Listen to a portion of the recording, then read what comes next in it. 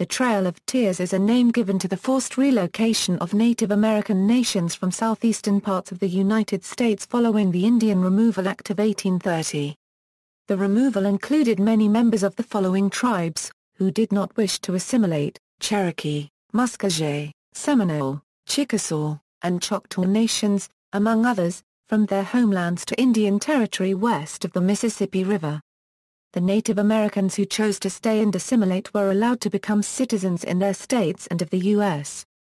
The phrase Trail of Tears originated from a description of the removal of the Choctaw Nation in 1831.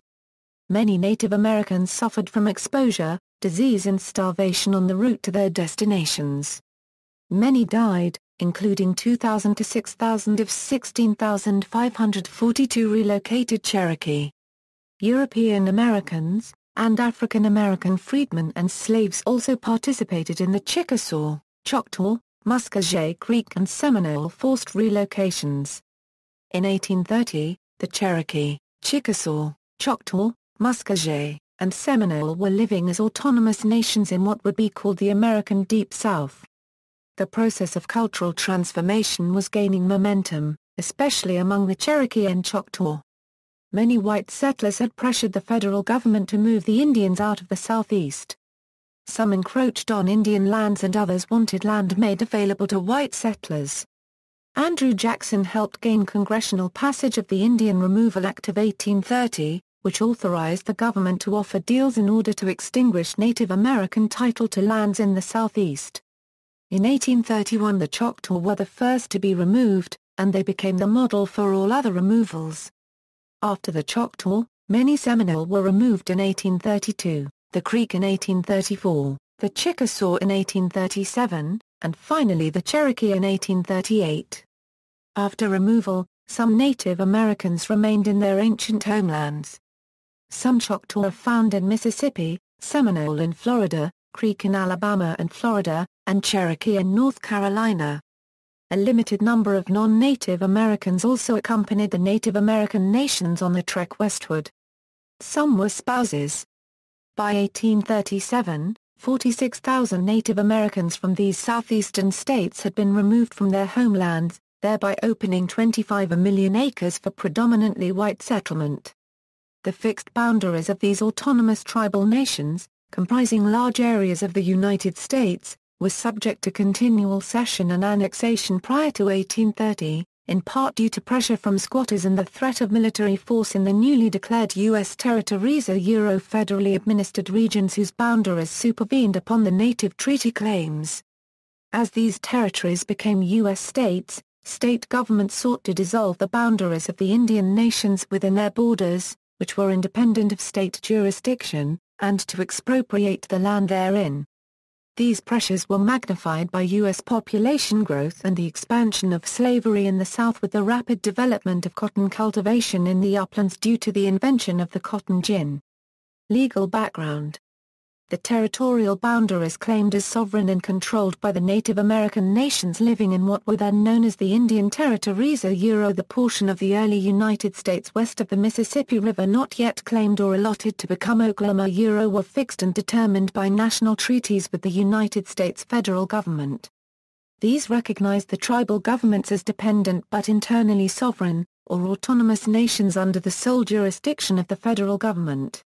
While retaining their tribal governance, which included a constitution or official council in tribes such as the Iroquois and Cherokee, many portions of the southeastern Native American nations had become partially or completely economically integrated into the economy of the region. This included the plantation economy in states such as Georgia, and the possession of slaves. These slaves were also forcibly relocated during the process of removal. A similar process had occurred earlier in the territories controlled by the Confederacy of the Six Nations in what is now upstate New York prior to the British invasion and subsequent U.S. annexation of the Iroquois Nation. Under the history of U.S. treaty law, the territorial boundaries claimed by federally recognized tribes received the same status under which the southeastern tribal claims were recognized. Until the following establishment of reservations of land, determined by the federal government, which was ceded to the remaining tribes by de jure treaty, in a process that often entailed forced relocation. the establishment of the Indian Territory and the extinguishment of Native American land claims east of the Mississippi anticipated the establishment of the U.S. Indian reservation system.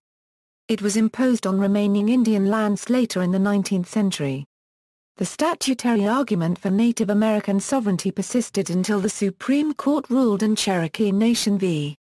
Georgia, that the Cherokee were not a sovereign and independent nation, and therefore not entitled to a hearing before the court.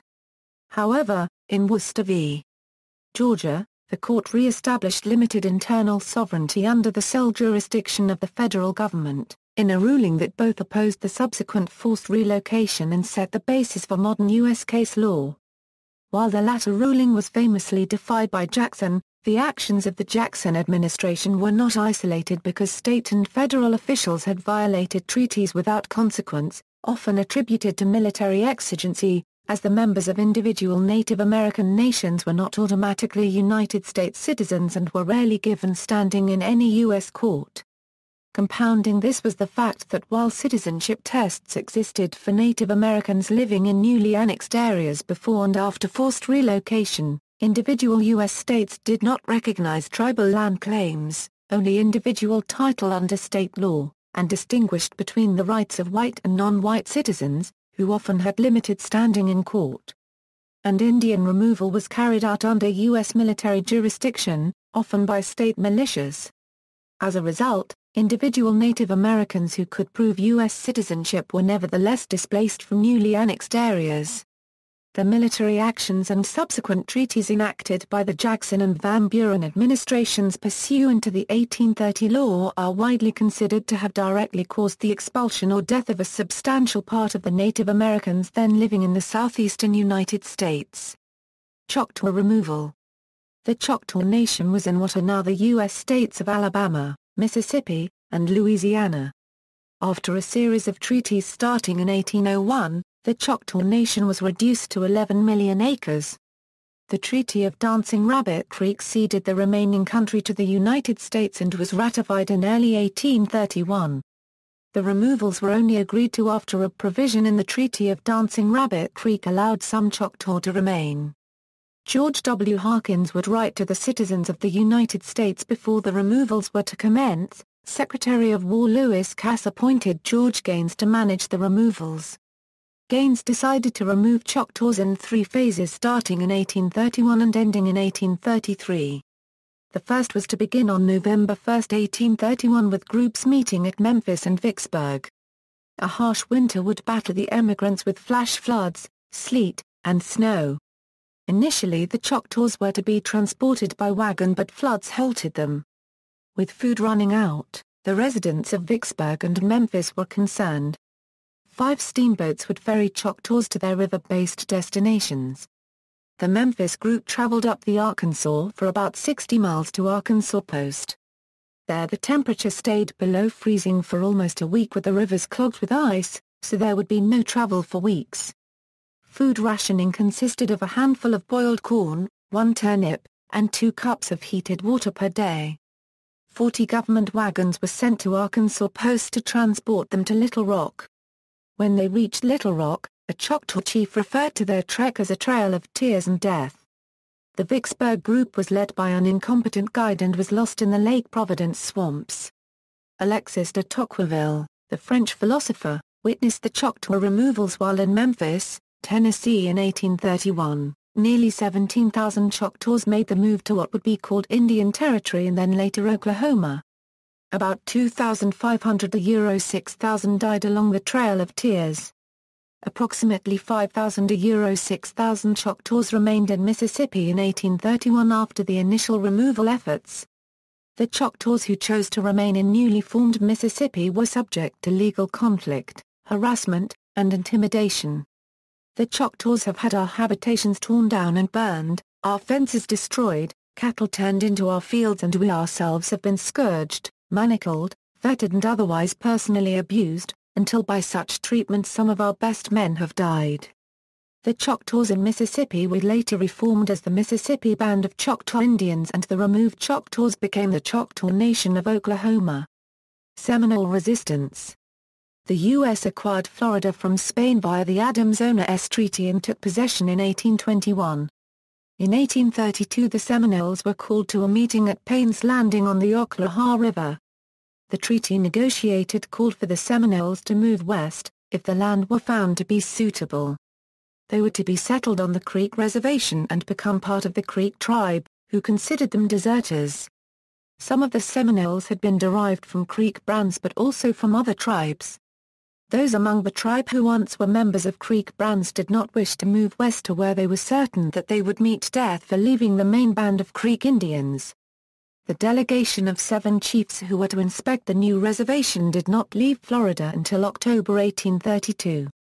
After touring the area for several months and conferring with the Creeks who had already settled there, the 7 chiefs signed a statement on March 28, 1833 that the new land was acceptable. Upon their return to Florida, however, most of the chiefs renounced the statement, claiming that they had not signed it, or that they had been forced to sign it, and in any case, that they did not have the power to decide for all the tribes and bands that resided on the reservation. The villages in the area of the Opalakikala River were more easily persuaded, however, and went west in 1834. On December 28, 1835 a group of Seminoles and blacks ambushed a U.S. Army company marching from Fort Brooke in Tampa to Fort King in Ocala. Out of 110 Army troops, only 3 survived. This came to be known as the Dade Massacre. As the realization that the Seminoles would resist relocation sank in, Florida began preparing for war. The St. Augustine militia asked the War Department for the loan of 500 muskets. 500 volunteers were mobilized under Brigadier General Richard K. Call. Indian war parties raided farms and settlements, and families fled to forts, large towns, or out of the territory altogether. A war party led by Osceola captured a Florida militia supply train, killing 8 of its guards and wounding 6 others. Most of the goods taken were recovered by the militia in another fight a few days later. Sugar plantations along the Atlantic coast south of St. Augustine were destroyed, with many of the slaves on the plantations joining the Seminoles.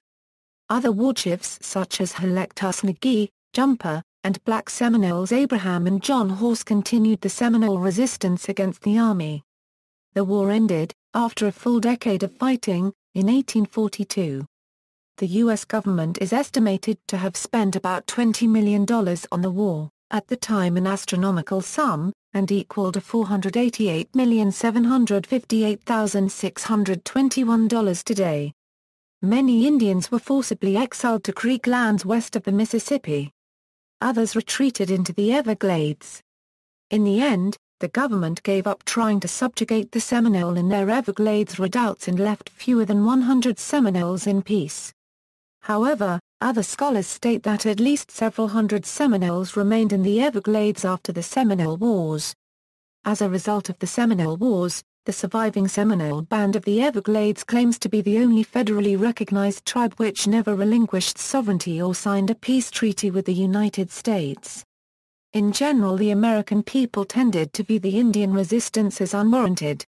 In an article published by the Virginia Inquirer on January 26, 1836 called "The Hostilities of the Seminoles" that assigned all the blame for the violence that came from the Seminoles' resistance to the Seminoles themselves.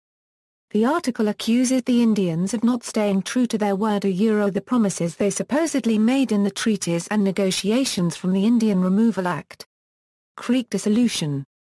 After the War of 1812, some Muscogee leaders such as William McIntosh signed treaties that ceded more land to Georgia. The 1814 signing of the Treaty of Fort Jackson signaled the end for the Creek Nation and for all Indians in the South. Friendly Creek leaders, like Salocta and Big Warrior, addressed Sharp Knife and reminded him that they keep the peace. Nevertheless, Jackson retorted that they did not cut throat when they had the chance, so they must now cede Creek lands. Jackson also ignored Article 9 of the Treaty of Ghent that restored sovereignty to Indians and their nations. Jackson opened this first peace session by faintly acknowledging the help of the friendly Creeks. That done, he turned to the Red Sticks and admonished them for listening to evil counsel. For their crime, he said, the entire Creek Nation must pay. He demanded the equivalent of all expenses incurred by the United States in prosecuting the war, which by his calculation came to 23 million acres of land. Robert V. Remini, Andrew Jackson. Eventually, the Creek Confederacy enacted a law that made further land cessions a capital offense. Nevertheless, on February 12, 1825, McIntosh and other chiefs signed the Treaty of Indian Springs, which gave up most of the remaining Creek lands in Georgia. After the U.S. Senate ratified the treaty, McIntosh was assassinated on May 13, 1825, by Creeks led by Manawa. The Creek National Council, led by Opethliaha, protested to the United States that the Treaty of Indian Springs was fraudulent. President John Quincy Adams was sympathetic, and eventually the treaty was nullified in a new agreement, the Treaty of Washington. Writes historian A. Douglas Hurt, the Creeks had accomplished what no Indian nation had ever done or would do again, achieve the annulment of a ratified treaty. However, Governor Troup of Georgia ignored the new treaty and began to forcibly remove the Indians under the terms of the earlier treaty. At first, President Adams attempted to intervene with federal troops, but Troup called out the militia, and Adams, fearful of a civil war, conceded. As he explained to his intimates, the Indians are not worth going to war over. Although the Creeks had been forced from Georgia, with many lower Creeks moving to the Indian Territory, there were still about 20,000 upper Creeks living in Alabama. However, the state moved to abolish tribal governments and extend state laws over the Creeks. Opethliaha appealed to the administration of President Andrew Jackson for protection from Alabama. When none was forthcoming, the Treaty of Chickasaw was signed on March 24, 1832, which divided up Creek lands into individual allotments. Creeks could either sell their allotments and received funds to remove to the west, or stay in Alabama and submit to state laws. Land speculators and squatters began to defraud Creeks out of their allotments, and violence broke out, leading to the so-called Creek War of 1836.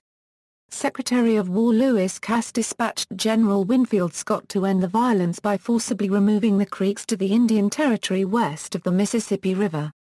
Chickasaw monetary removal. Unlike other tribes who exchanged land grants, the Chickasaw received financial compensation from the United States for their lands east of the Mississippi River. In 1836, the Chickasaws had reached an agreement to purchase land from the previously removed Choctaws after a bitter 5-year debate. They paid the Choctaws $530,000 for the westernmost part of the Choctaw land. The first group of Chickasaws moved in 1837 and was led by John M. Millard. The Chickasaws gathered at Memphis on July 4, 1837, with all of their assets belongings, livestock, and slaves. Once across the Mississippi River, they followed routes previously established by the Choctaws and the Creeks. Once in Indian Territory, the Chickasaws merged with the Choctaw Nation. Cherokee forced relocation. In 1838, the Cherokee people were forcibly removed from their lands in the southeastern United States to the Indian Territory in the western United States, which resulted in the deaths of approximately 4,000 Cherokees. In the Cherokee language, the event is called Nunada Altsana a place where they creed a. The Cherokee Trail of Tears resulted from the enforcement of the Treaty of New Echota, an agreement signed under the provisions of the Indian Removal Act of 1830, which exchanged Native American land in the east for lands west of the Mississippi River, but which was never accepted by the elected tribal leadership or a majority of the Cherokee people. Tensions between Georgia and the Cherokee Nation were brought to a crisis by the discovery of gold near Dahlonega, Georgia, in 1829, resulting in the Georgia Gold Rush, the second gold rush in U.S. history. Hopeful gold speculators began trespassing on Cherokee lands, and pressure began to mount on the Georgia government to fulfill the promises of the Compact of 1802. When Georgia moved to extend state laws over the Cherokee lands in 1830, the matter went to the U.S. Supreme Court. In Cherokee Nation v. Georgia, the Marshall Court ruled that the Cherokee Nation was not a sovereign and independent nation, and therefore refused to hear the case. However, in Worcester v. Georgia, the court ruled that Georgia could not impose laws in Cherokee territory, since only the national government not state governments had authority in Indian affairs.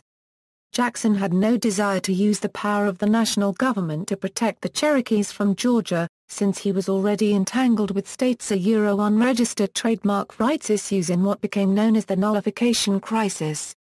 With the Indian Removal Act of 1830, the U.S. Congress had given Jackson authority to negotiate removal treaties, exchanging Indian land in the east for land west of the Mississippi River. Jackson used the dispute with Georgia to put pressure on the Cherokees to sign a removal treaty.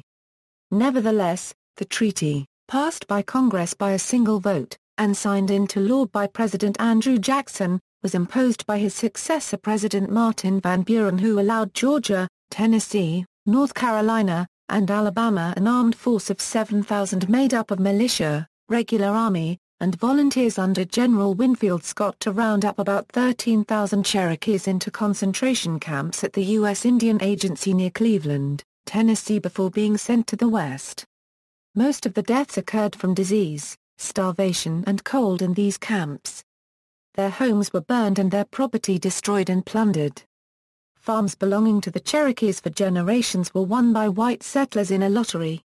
After the initial roundup, the U.S. military still oversaw the immigration until they met the forced destination.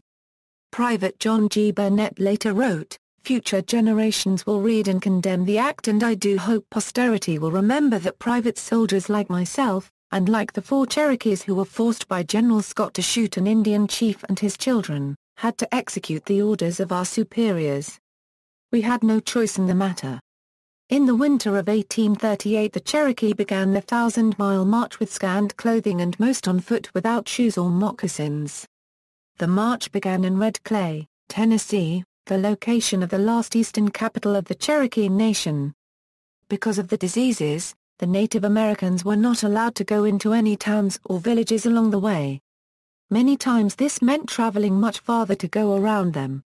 After crossing Tennessee and Kentucky, they arrived at the Ohio River across from Golconda in southern Illinois about the 3rd of December 1838. Here the starving Indians were charged $1 a head to cross the river on Berry's Ferry, which typically charged 12 cents, equal to $2.66 today. They were not allowed passage until the ferry had serviced all others wishing to cross and were forced to take shelter under Mantle Rock, a shelter bluff on the Kentucky side, until Berry had nothing better to do. Many died huddled together at Mantle Rock waiting to cross. Several Cherokee were murdered by locals. The killers filed a lawsuit against the U.S. government through the courthouse in Vienna, suing the government for $35 a head to bury the murdered Cherokee. As they crossed southern Illinois, on December 26, Martin Davis, commissary agent for Moses Daniels Detachment, wrote, "There is the coldest weather in Illinois I ever experienced anywhere. The streams are all frozen over something like 8 or 12 inches thick. We are compelled to cut through the ice to get water for ourselves and animals. It snows here every 2 or 3 days at the farthest. We are now camped in Mississippi River Swamp 4 miles from the river, and there is no possible chance of crossing the river for the numerous quantity of ice that comes floating down the river every day. We have only traveled 65 miles on the last month, including the time spent at this place, which has been about 3 weeks. It is unknown when we shall cross the river." Removed Cherokees initially settled near Tahlequah, Oklahoma. When signing the Treaty of New Echota in 1835, Major Ridge said, "I have signed my death warrant." The resulting political turmoil led to the killings of Major Ridge, John Ridge, and Elias Boudinot. Of the leaders of the treaty party, only Stand Watt-High escaped death. The population of the Cherokee Nation eventually rebounded, and today the Cherokees are the largest American Indian group in the United States. There were some exceptions to removal. Perhaps 100 Cherokees evaded the U.S. soldiers and lived off the land in Georgia and other states. Those Cherokees who lived on private, individually owned lands were not subject to removal. In North Carolina, about 400 Cherokees, known as the Oconaluftee Cherokee, lived on land in the Great Smoky Mountains owned by a white man named William Holland Thomas, and were thus not subject to removal. Added to this were some 200 Cherokee from the Nantahala area allowed to stay in the Qualla boundary after assisting the U.S. Army in hunting down and capturing the family of the Old Prophet, Tzali. These North Carolina Cherokees became the eastern band of the Cherokee Nation. Trail of Tears National Historic Trail. In 1987, about 2,200 miles of trails were authorized by federal law to mark the removal of 17 detachments of the Cherokee people. Called the Trail of Tears National Historic Trail, it traverses portions of 9 states and includes land and water routes. Trail of Tears Outdoor Historical Drama, Unto These Hills, a historical drama based on the Trail of Tears, Unto These Hills, has sold over 5 million tickets for its performances since 1950, both touring and at the outdoor Mountainside Theater of the Cherokee Historical Association in Cherokee, North Carolina. Terminology of forced relocation. The latter forced relocations have sometimes been referred to as a death march, in particular with reference to the Cherokee March across the Midwest in 1838, which occurred on a predominantly land route. Tribesmen who had means initially conducted their own removal. Contingents that were led by conductors from the U.S. Army included those led by Edward Dease, who was claimed to be a sympathizer for the Cherokee plight. The largest death toll from the Cherokee forced relocation comes from the period after the May 23, 1838 deadline. This was at the point when the remaining Cherokee were rounded into camps and pressed into oversized detachments, often over 700 in size. Communicable diseases spread quickly through these closely quartered groups, killing many. These contingents were among the last to move, but following the same routes the others had taken. The areas they were going through had been depleted of supplies due to the vast numbers that had gone before them. The marchers were subject to extortion and violence along the route. In addition, these final contingents were forced to set out during the hottest and coldest months of the year, killing many. Exposure to the elements, disease and starvation, harassment by local frontiersmen, and insufficient rations similarly killed up to 1/3 of the Choctaw and other nations on the march. It has also been claimed by descendants of the survivors that the term Trail of Tears referred to the tears of those who witnessed the suffering of the marchers, and that the Native Americans themselves marched in silence. There exists some debate among historians and the affected tribes as to whether the term Trail of Tears should be used to refer to the entire history of forced relocations from the United States east of the Mississippi into Indian Territory, or to the 5 tribes described above, to the route of the land march specifically, or to specific marches in which the remaining holdouts from each area were rounded up. See also. Notes. References: Anderson, William, ed. Cherokee Removal, Before and After. Athens, Georgia, University of Georgia Press. ISBN A978-0-8203-1482-2. Beeler, Alex W. Only the Names Remain, The Cherokees and the Trail of Tears. Boston, Massachusetts, Little, Brown. ISBN A978-0-316-08519-9. Carter, Samuel. Cherokee Sunset, A Nation Betrayed. New York, Doubleday. ISBN A0-385-06735-6. Ale, John, 1988. Trail of Tears, The Rise and Fall of the Cherokee Nation. New York, Anchor Books. ISBN A0-385-23954-8. Fitzgerald, David. King, Dwayne. The Cherokee Trail of Tears. Portland, Oregon, Graphic Arts Books. ISBN A978-88240-752-4. Foreman, Grant, 1932. Indian Removal, The Immigration of the 5 Civilized Tribes of Indians. Norman, Oklahoma, University of Oklahoma Press. ISBN A0-8061-1172-0. Jahoda, Gloria, 1975. Trail of Tears, The Story of the American Indian Removal 1813–1855. Henry Holt and Company. ISBN A978-0-517-14677-4, Mooney, James, 1888. King, Duane, ed. Myths of the Cherokee. New York, Barnes & Noble. ISBN A978-0-7607-8340-5, Purdue, Theda. Green, Michael, 2007. The Cherokee Nation and the Trail of Tears. New York, Penguin Books. ISBN A978-0-14-311367-6, Proctor, Francis. The Great Father, the United States Government and the American Indians. Lincoln, Nebraska, Nebraska Press. ISBN A0-8032-3668-9, Remini, Robert. Andrew Jackson and His Indian Wars. New York, Viking. ISBN A0-670-91025-2, Wallace, Anthony. The Long, Bitter Trail, Andrew Jackson and the Indians. New York, Hill and Wang. ISBN A0-8090-6631-9, Wilson, James. The Earth Shall Weep, A History of Native America. New York, Grove Press. ISBN A978-0-8021-3680-0. Documents, Cherokee Indian Removal Debate U.S. Senate, April 15 to 17, 1830, Winfield Scott's Address to the Cherokee Nation, May 10, 1838, General Winfield Scott's Order to U.S. Troops, documentary, The Trail of Tears, Cherokee Legacy, directed by Chip Ritchie.